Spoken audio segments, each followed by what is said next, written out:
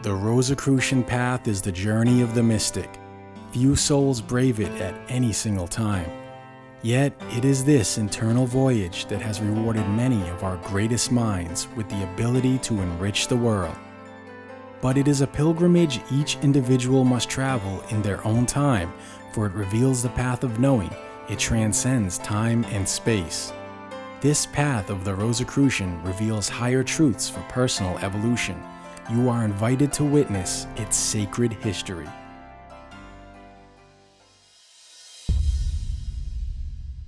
The word mystery derives from the Greek mysterion, or secret rites, coming from the Greek muo, meaning to close, as in to close the eyes or mouth, to be silent. Mysteries does not necessarily imply that a tradition is mysterious. It implies that its members are formally initiated and remain silent about it. The following is an exploration of 4 mystery traditions derived from some of the most remarkable figures of the ancient world. These traditions have contributed to what we know today as the Rosicrucian order. Hyphagarus. One of the most influential figures in mathematics, he is best known for his appropriately named Pythagorean theorem, which states in a right triangle, the sum of the squares of the 2 right angle sides will always be the same as the square of the hypotenuse, the long side. Pythagoras was born in 572 BCE, but his first biography was not written until the 3rd century CE. Therefore, much of the life of Pythagoras is largely considered legend. His number theory was fundamental to the teaching of the Pythagorean communities. According to their ideas, number is the essence of creation, number is being, and the universe was created and ordered according to a divine ideal pattern. Because it is the basis of creation, it is also the fundamental nature of the law of correspondences. Number, creation, cosmology, and music are all related. According to the teaching, the monad or unit is the first principle of all things and is the beginning number. Former imperator of the Rosicrucian order, Ralph M. Lewis, wrote, Pythagoras also assigned moral qualities to numbers. These meanings were not understood by the uninitiated, and taken literally or without further qualification, they often seemed ludicrous. 1 was the point of beginning, the absolute. It likewise depicted the reason, the mind cause. 2 stood for opinion. 4 represented justice and stability of character. 5 represented marriage because it consisted of the unity of the odd and even numbers, 2 and 3.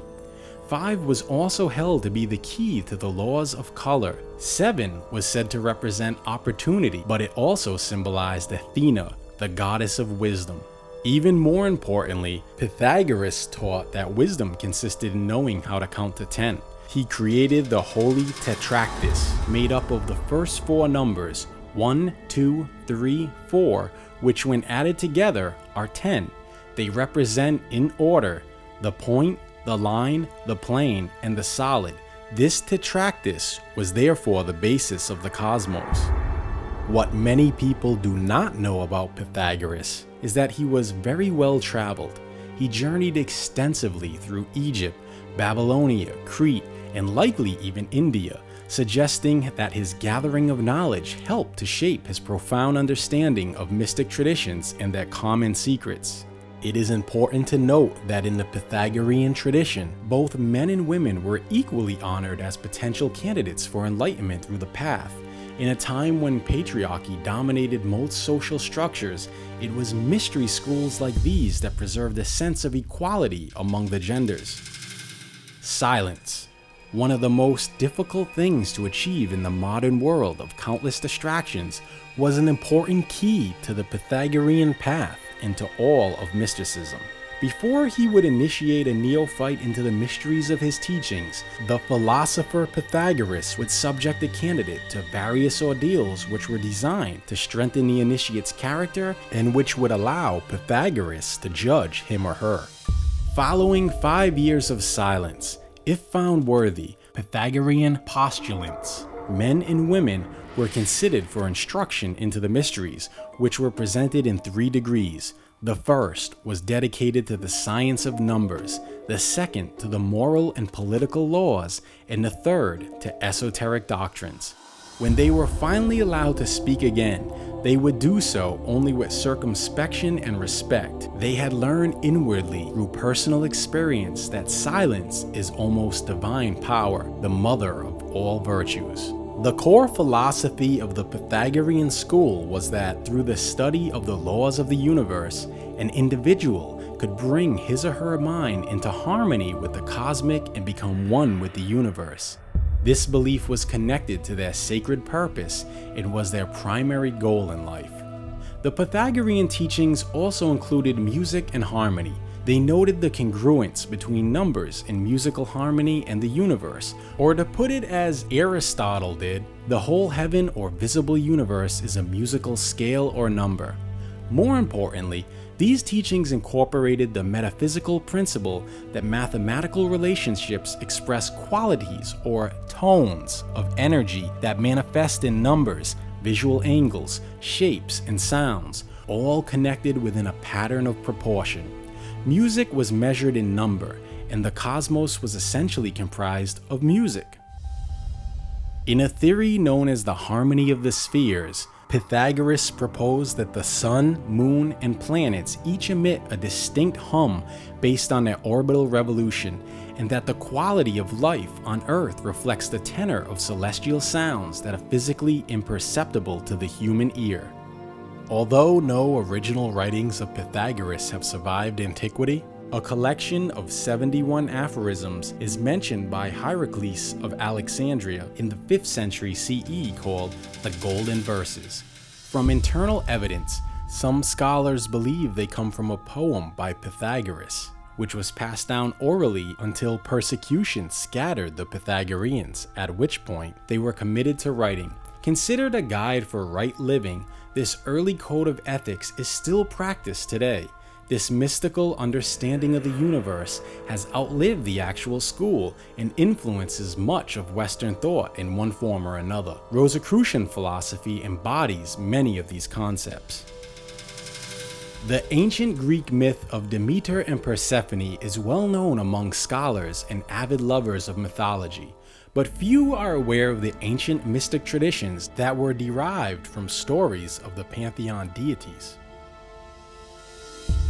The most famous of all ancient religious mysteries, among which were those of Samothrace, the Dionysian, and the Orphic mysteries, those concerning Cybele and Adonis, and the mysteries surrounding the Delphic oracle, were those which took place at Eleusis in Attica, Greece, in honor of Demeter, goddess of agriculture. The Eleusinian mysteries stood far above the rest in spiritual content, ceremonial majesty, and cultural significance. The story deals with Persephone, the embodiment of youth and beauty, being dragged to the underworld. Tormented with grief, her mother, Demeter, goddess of agriculture, scoured the land and, unsuccessful, eventually hid in Eleusis.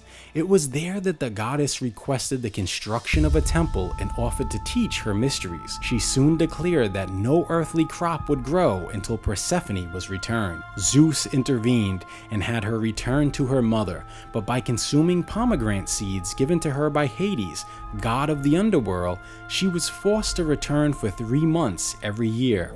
Thus was born the origin of winter, a time of Demeter's great sorrow.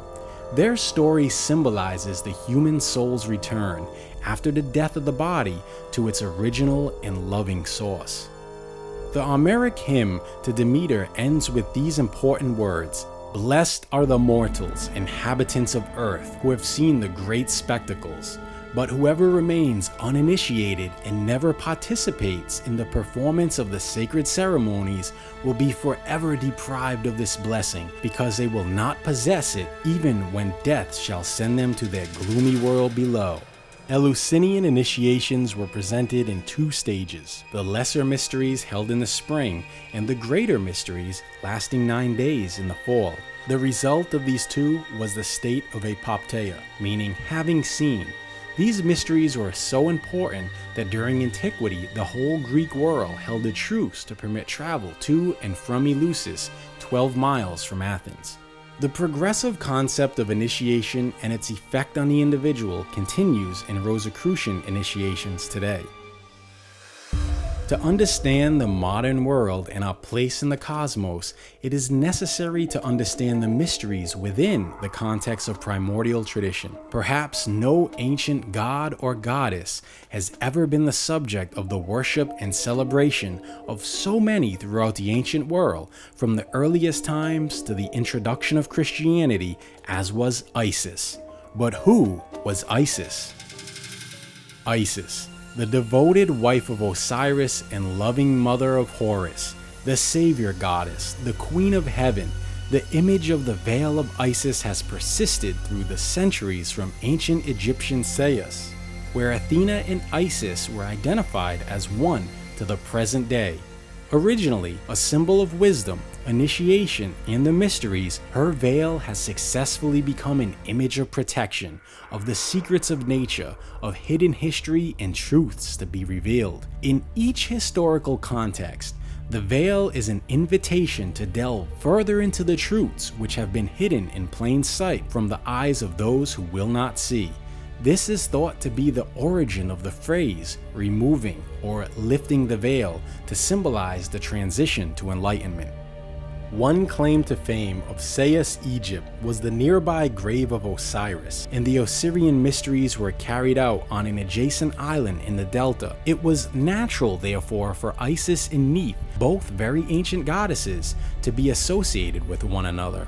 Thus, the triple goddess Neith, Isis, Athena was worshipped at the goddess's shrine at Sais, a combination of very ancient feminine divinities.